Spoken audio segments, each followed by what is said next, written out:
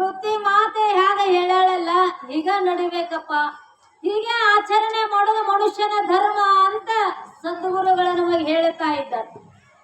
ಇದು ನಮಗೆ ತಿಳಿಲಿಲ್ಲ ಅಂದ್ರ ಅವರೇ ಹೇಳ್ತಾರಂತ, ಯುಕ್ತಿಯಿಂದ ಹೇಳ್ತಾರಂತ.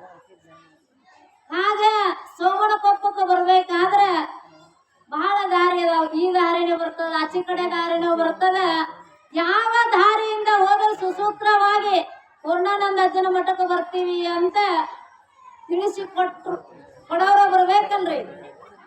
ಹಂಗ ಯುಕ್ತಿಯಿಂದ ಹೇಳಿಕೊಡ್ತಾರಂತ. ಶ್ರುತಿ ಯುಕ್ತಿ ಅನುಭವಗಳಿಂದ ಆತನ ದೇಹಾತ್ಮ ಬುದ್ಧಿಯಂ ನೆರೆಗಳೆದು ಅನುಭವಗಳಿಂದ ಹೇಳ್ತಾ ಇದ್ದ. ನಾನು ನಿನ್ನಂಗ ಇದ್ನಪ್ಪ, ನಾನು ನಿನ್ನಂಗ ಇದ್ದೆ, ನಾನು ಗುರುಗಳ ಸೇವಾ ಮಾಡೀನಿ, ಗುರುಗಳಿಂದ ಶಾಸ್ತ್ರ ಕೇಳಿದಾಗ ಹೆಂಗಾಗಿನಪ್ಪ, ನೀನು ನನ್ನಂಗ ಆಗ್ಬೇಕಲ್ಲ, ನೀನೇ ಪರಬ್ರಹ್ಮ ಇದ್ದೀಯಪ್ಪ ಅಂತ ಸದ್ಗುರು ನಾಥ ನಮಗ ತಿಳಿಸಿಕೊಡ್ತಾ ಇದ್ದಾನ. ನಮ್ಮನ್ನ ಏನು ಮಾಡ್ತಾ ಇದ್ದಾನ, ಈ ಭವಸಾಗರದಿಂದ ತಾರಣವನ್ನ ಮಾಡ್ತಾ ಇದ್ದಾನ, ಭವಸಾಗರದಿಂದ ಬಿಡುಗಡೆಯನ್ನಗೊಳಿಸ್ತಾ ಇದ್ದಾನ.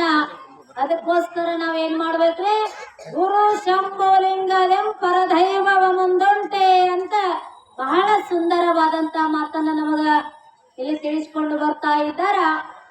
ಗುರುವಿನಕ್ಕಿಂತ ನಾವು ಎಲ್ಲಾರನ್ನ ಗುರುವಿನ ಬಿಟ್ಟು ಹೋಗಿ ಎಲ್ಲರ ಪಡ್ಕೋತೀವಿ ಸುಖ ಅಂದ್ರೆ ಸಿಗುತ್ತದೇನೋ ಅಂತ ಕೇಳಿದ್ರೆ ಸಿಗುವುದಿಲ್ಲ ಅಂತ ತಿಳಿಸ್ತಾ ಇದ್ದಾರಲ್ಲ. ಅಂತ ಗುರುವಿನ ಸೇವಾದಿಗಳನ್ನ ಮಾಡಿ ನಾವು ಏನಾಗಬೇಕಾಗ್ಯದ ಅಂತ ಕೇಳಿದ್ರೆ ಮುಕ್ತರಾಗಬೇಕಾಗೈತಲ್ಲ.